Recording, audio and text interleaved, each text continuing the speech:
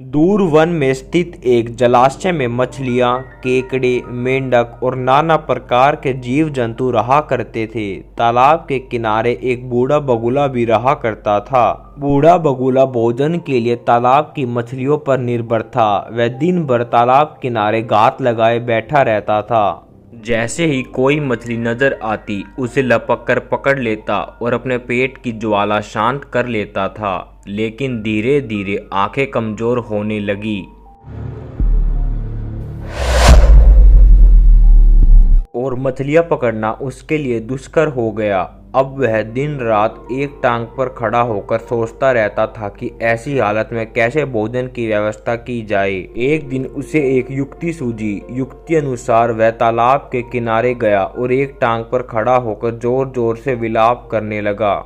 उसे इस तरह विलाप करते देख तालाब में रहने वाला एक केकड़ा आश्चर्यचकित हो उसके पास आया और पूछने लगा, बगुला मामा, क्या बात है? इस तरह आंसू क्यों बहा रहे हो? क्या आज कोई मछली हाथ नहीं लगी? बगुला बोला, बेटा कैसी बात कर रहे हो? अब मैंने वैराम्य का जीवन अपना लिया है और मछलियों तथा अन्य जीवों का शिकार छोड़ दिया है। वैसे भी इस जलाशय के समीप रहते हुए मुझे वर्षों हो गए हैं। यहाँ रहने वाले जलाचरों के प्रति मन में प्रेम और अपनत्व का भाग जाग चुका है, इसलिए मैं उनके प्राण नहीं हर सकता। तो इस तरह विलाप करने का क्या मतलब है मामा? केकड़े ने उत्साहपूर्वक पूछा। मैं तो इस तालाब में रहने वाले अपने भाई बंधुओं के लिए विलाप कर रहा हूँ। आज ही एक जाने माने ज्योतिष को मैंने ये भविष्यवाणी करते सुना है कि इस क्षेत्र में 22 वर्षों के लिए अकाल पड़ेगा। यहाँ स्थित समस्त जलाशय सूख जाएंगे और उनमें रहने वाले जीव जंतु भूखे प्यास से मर जाएंगे। आसपास के सभी छोटे जलाशयों में जीव जंतु बड़ी बड़ी झीलों की ओर प्रस्थान कर रहे हैं, किंतु इस जलाशय के जीव जंतु निश्चिंत बैठे हैं। इस जलाशय का जल स्तर अत्यंत कम है। सूखा पड़ने पर ये अतिशीघ्र सूख जाएगा। यहाँ के रहवासी सभी जलचर मारे जाएंगे। यही सोच सोचकर मेरे आंसू नहीं थम रहे हैं। बगुले की बात सुनकर केकड़ा तुरंत तालाब में रहने वाली मछलियों और अन्य जलचरों के पास गया और उन्हें बगुले की अकाल संबंधी बात बता दी। ये सुनना था कि सभी जलचर बगुले के पास जा पहुँचे और उससे इस समस्या से निकलने का उपाय पूछने लगे। दुष्ट बगुला तो इसी अवसर की ताक में बैठा था।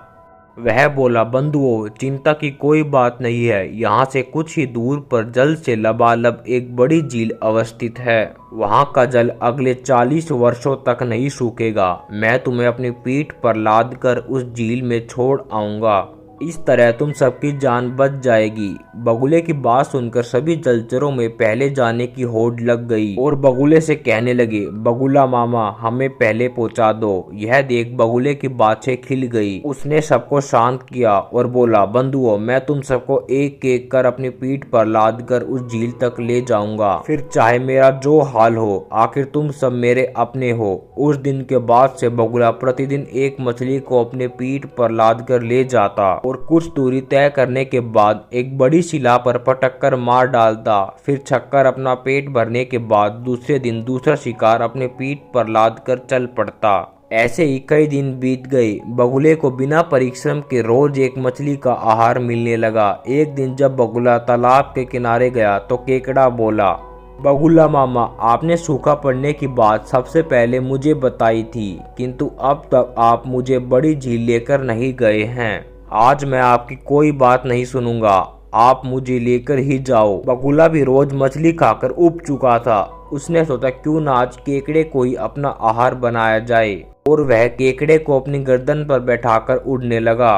कुछ दूर जाने के बाद केकड़े ने देखा कि बड़ी शिला के पास मछलियों की हड्डियों का अंबार लगा हुआ है। उसे संदेह हुआ कि हो ना हो ये सब बगुले का ही किया धरा है। उसने बगुले से पूछा, मामा, और कितनी दूर जाना है? तुम मुझे उठाए उठाए थक गए होगे। शिला तक पहुंचने के बाद बगुले ने सोचा कि अब वास्तविकता बताने में कोई हर्ज नहीं। उसने केकड़े को सारी बात बता दी और बोला, केकड़े, ईश्वर को याद कर ले, तेरा अंतिम समय आ चुका है।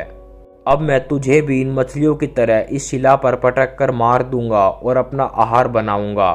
ये सुनना था कि केकड़े ने अपने नुकीले दांत बगुले की गर्दन पर गाड़ दिए। बगुले की गर्दन कट गई और वह वहीं तड़प कर मर गया।